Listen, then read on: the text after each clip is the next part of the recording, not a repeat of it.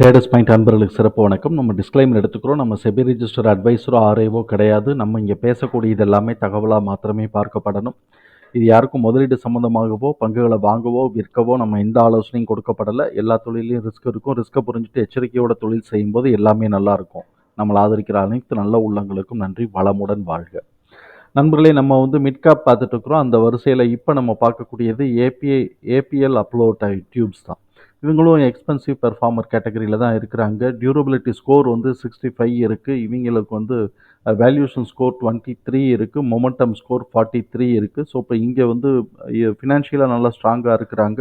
Valuation ஹையாக இருக்குது. Momentum நியூட்ரலாக தான் போய்கிட்டு இருக்கு. இப்போ அனாலிசிஸ்ட் ப்ரைஸ் டார்கெட்டை 1763ன்னு கொடுத்துருக்குறாங்க. அப்கிரேட் பண்ணியிருக்கிறாங்க. இப்போ கரண்ட் ப்ரைஸ் 1556க்கு நான் ரெக்கார்ட் பண்ணும்போது வரைக்கும் இருந்தது. பிஏ பொறுத்த வரைக்கும் செல் ஜோனுக்குள்ளே வந்திருக்கிறாங்க. ஃபண்டமெண்டல் அனாலிசிஸ் பார்த்தோம்னாக்க இன்ட்ரெஸ்ட் கவரேஜ் ரேஷியோ 11 இருக்குது. கரண்ட் ரேஷியோ 1.3 இருக்குது. ஸோ இப்போ இது நல்லா ஸ்ட்ராங்கான சால்வன்சி பொசிஷனில் தான் இருக்கிறாங்க.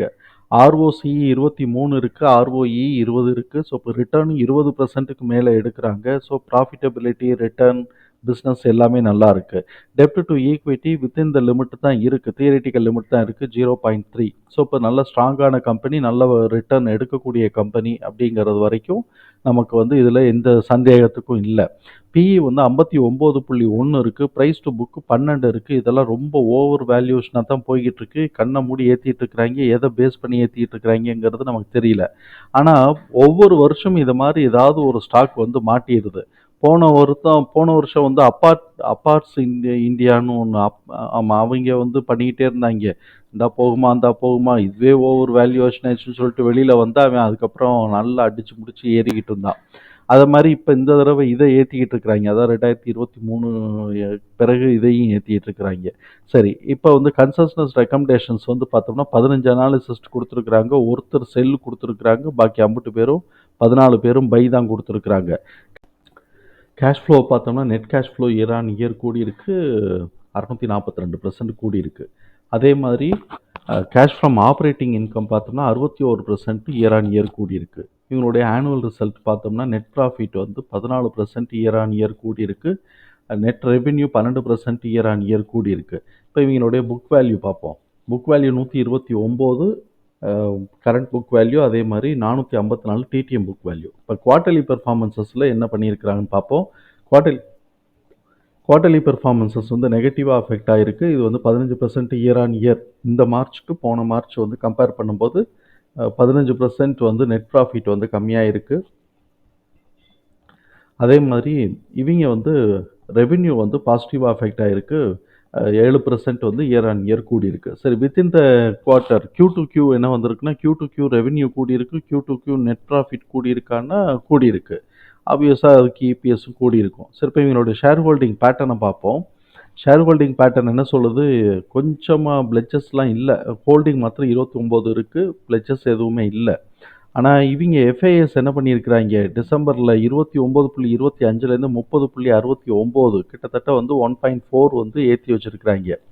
டிஏஎஸ் என்ன பண்ணியிருக்கிறாங்க? 8.76லேருந்து 8.66 அன்சேஞ்சு அதே லெவல்லே மெயின்டைன் பண்ணிட்டு இருக்கிறாங்க. அப்போ இவங்க என்ன ஏறும்னு எதிர்பார்த்துட்டு இருக்கிறாங்களோ என்னமோ தெரியல.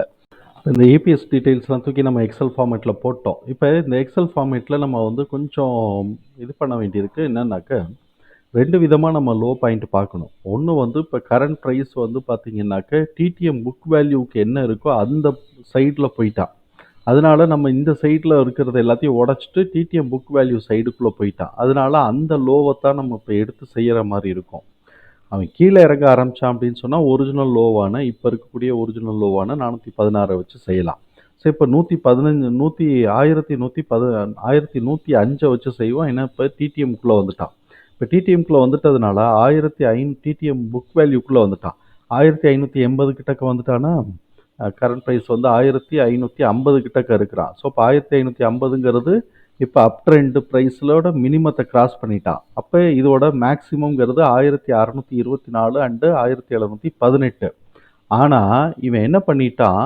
ஆல்ரெடி இதை அடைஞ்சிட்டான். எப்போ அடைஞ்சிருக்கிறான்? மே மாதம் தான் அடைஞ்சிருக்கிறான் 1718.